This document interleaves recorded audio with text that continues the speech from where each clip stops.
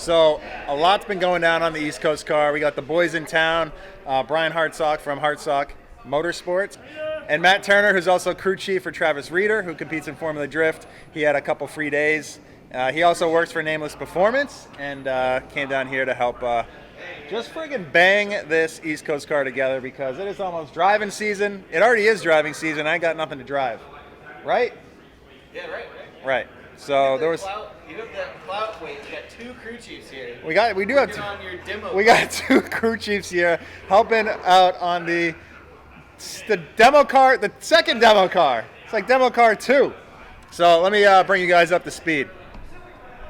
This, if you're just tuning in, is the 2JZ engine that I've had for a long time in my original gray car that was painted by Ornamental Conifer, which was eventually used as the pro car for Formula Drift competition in 2019. Anyway, 2JZ, stroker, 11-to-1 compression ratio, VVTi.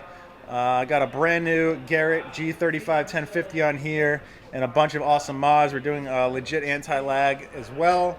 We got a GSR 4-speed dog box going on with a nice ACT triple plate clutch. We have the Hartsock Motorsports wiring harness on here. And then we just got the engine bay painted with like a steelite color. We got the Brembo brake package on here. Brand new BC Racing suspension. Now we are kind of throwing this thing together, so there's going to be some corners cut that I will have to fix in the winter time. But we're just trying to get this thing running in maybe two days, Biddies? Yeah. I mean, we're building hoses now, so. Yeah, oh, that's good. Snake party. Yeah. So Snake Party's going down with all Vibrant Performance, Line, and AN Fitting. So thank you, Vibrant, for supporting the project. A lot of this car is already put together and assembled. Dom did all this work back here. The Mishimoto radiators and fans. Really nice deck lid with some nice bead roll from Dom, as you can imagine. Got our tanks right here, expansion tank, overflow tank.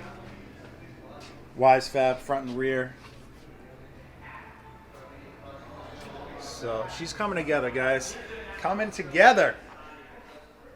Still waiting on some parts, like a Nameless Performance handbrake, a couple fittings so we can finish the brake lines. And now they're doing they're tackling the fuel system and the cooling system for lines right now. As soon as the engine bay paint dries, because it's still tacky, we are going to pop the engine in. That'll all bolt in, and then we can start moving on to interior chassis harness. Engine harness is pretty dialed. And then for fabrication stuff we have left is wastegate, exhaust, which we're just going to bump out of the hood. And well, I'm jamming as well. So let's do it.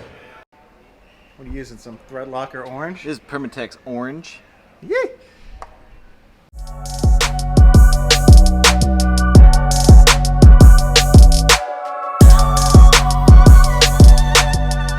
In his element, wiring. That's right. He's wiring. He had to do some hacks to the harness, but at least it was his own harness. It was not hacked. I repeat, was not hacked.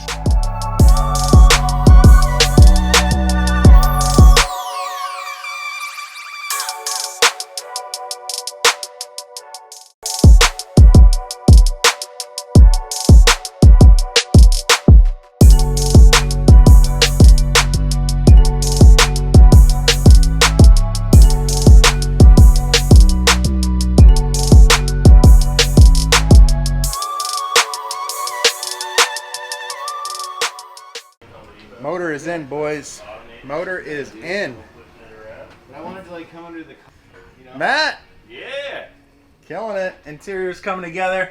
Nameless Performance. Next day aired the handbrake down. They also, last minute, got the engraving or the logo on there. So big thanks to Nameless Performance.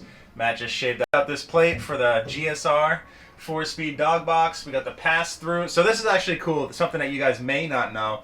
If you're running a pedal box, you can run a pass-through master cylinder on your handbrake and run one set of calipers on the rear. And the reason you can do that is the bias control on the pedal box, you're never going to get feedback to the rear you're never going to get feedback to the front because it's on a separate master on the pedal box. So if you're grabbing a rear handbrake, you're just locking up the rears, and you can still control the front since it's on a separate master cylinder, which is cool. Because running dual calipers, if you don't have to, is obviously ideal. Got the old original Hardstock Motorsport switch panel in here, and one chassis harness, which he absolutely hates. He wants me to update to the PDM Motec on this thing so bad. Not yet though. We're just smashing this thing together right now. All right, Biddies, what are you jamming on down there? We're making the lines for the rear radiator. The rear rad? Wait, what was the decision? Is it a radiator or a radiator? It's a freaking radiator, dude. Then why do you always call it a radiator? I never say radiator. I always say Chris? radiator. Who says radiator? Chris Forsberg says radiator. I think it's an East Coast thing, but I say radiator. He's one event away from a mullet. I can feel it. He's trying to be too rad. Front end's on the East Coast car. Biddies is dialing in the G35 1050. Getting our boost solenoid sorted.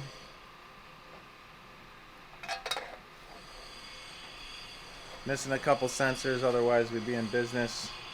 Still have to mount the oil cooler, power steering cooler. Oil cooler going in, boys! Woo!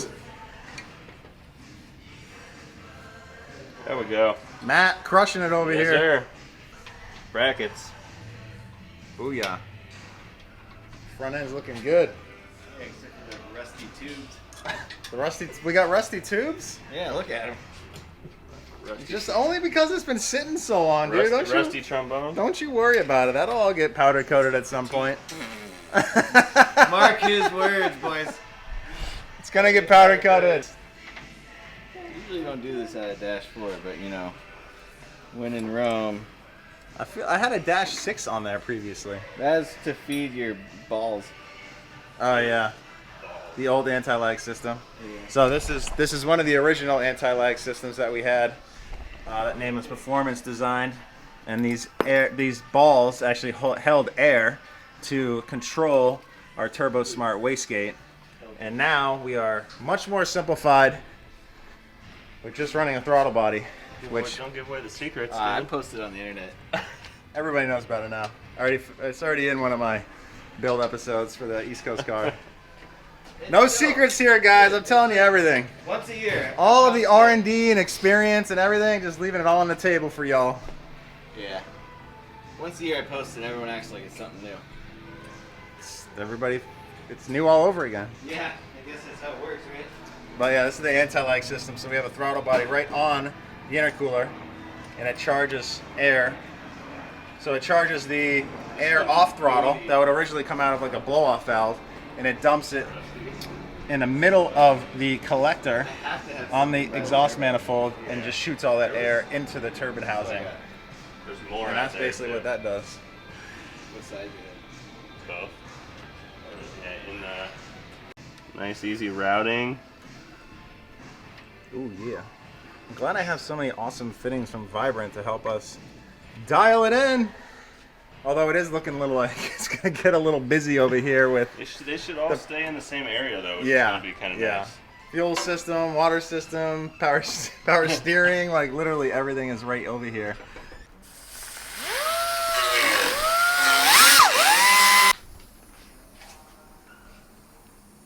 Hood pin's getting dialed. Here we go. Close. This one's good, Just though. gotta tighten it down. That one's good. One side, now the next. All right, guys, busting this out solo. Putting a Vibrant catch can on. This thing was flat, so I just took it apart, put it in the brake, and put a little bendy boy on it because it did not clear the hood with Dash 8 fittings on the top. So that's just gonna go right under here, nice and simple, with two through bolts, and that's where it's gonna sit. And the reason why it looks crooked is because it sets the fittings up a lot better to be in line when they come off the valve cover to get to here. So don't crucify me on that. But time to drill some holes, find some hardware, and cut some line. Let's do it. All right, guys, we're back on the East Coast car. We just finished testing up at Willow Springs. That's kind of the timeline. And then Brian picked up a bunch of parts that were overnighted from Vibrant. So now we have what we need to finish up the cooling and a couple sensors that we were missing, like a map sensor that we needed right here. That's already in because that's easy. Biddies is working on a bulkhead power. Careful, it's sharp. Huh? It's not Oh, it's Sharpie. Bulkhead power connector so we can connect the alternator power cable. Still need to grab some belts. Still need to grab some clamps. Koozie is still sorting the brake lines. And we are cranking. I'm handling all the vibrant fittings and stuff for the expansion tank and the water tank. So I'm going to get this all fitted up right here. And then we are pretty good. And then we have the fuel system line. That's dash 8 that needs to go underneath the car. We'll run that next. Whoop. Dash 8 that goes underneath the car that will run next. And then rest of the fuel system dash 6. Here we go, mobile 1 going in. That means you know we're close. You know it's 11 o'clock. The neighbors are going to be pissed. They are going to be pissed. See that? See how long that downpipe is? It's not. Where is it? This is the good stuff. Well, I wish I could have filmed a lot more of the work that actually happened to the car, but we've all been thrashing together. All right, Biddies has the Motec plugged in, and we're gonna just make sure we get some oil pressure since the dash isn't in, and then maybe fire this thing up, even though we don't have coolant flow at the moment. Water pump has got some air in it still. Do you want to go hit the gas pedal? Yeah, we can do that. What's up? I can hear it. Yeah, hold on. All right. Blade's moving. Try to build some pressure. Yeah. Here we go.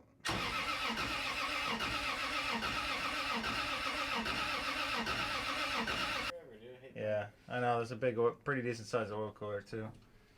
All right, more cranking.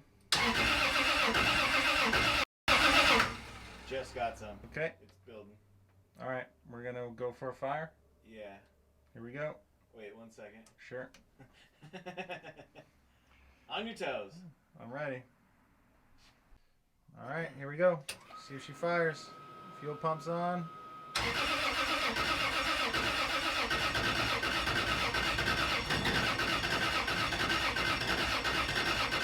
need a little love on the pedal. Okay. Let me take a little seat. Oh, I turned your ignition off. Yeah, you did.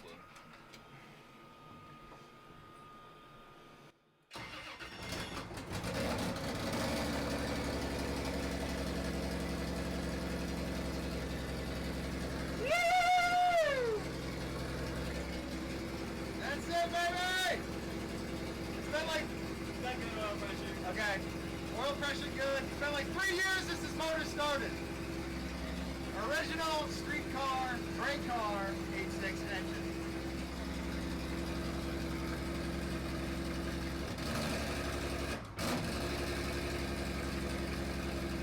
I'm gonna kill it. I'm gonna kill it. That's fine. Because we need to get that water going. Yeah, you're fine. It's probably loud for the neighbors. Yeah. What time is it right now? Just as. All right. Oil pressure. Good. We still need to get some suction on the electric water pump. Otherwise, she fired up, dude. First time. Koozie, first time in like 3 years, dude. It is amazing right now. Look at it. It's got this car on it. It has this car. I know. I'm going to ship it home with this bumper on it. How old is that fuel?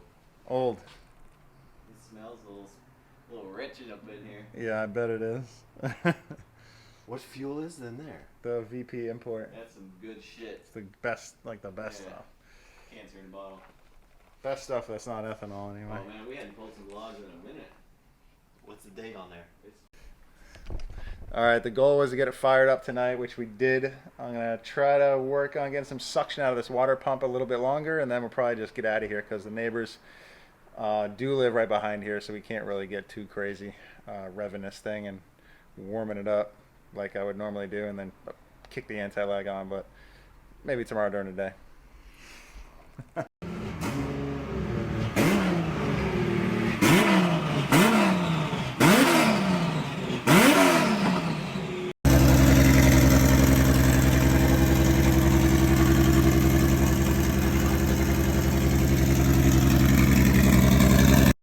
So we accomplished our goals with getting the East Coast car fired up for the first time and basically trailer ready so we could transport it across the country. I don't know if you guys have ever dealt with brokers before for transport, but it wasn't an awesome experience. And sure enough, the trailer that showed up was the Terminator style cab with a dual stacker trailer that looked like it was straight from the early 80s. This thing looks like it was so weather worn. And I was so nervous about this thing getting loaded on this trailer. So fingers crossed it makes it to the East Coast and we can continue the build and get ready to shred the driveway.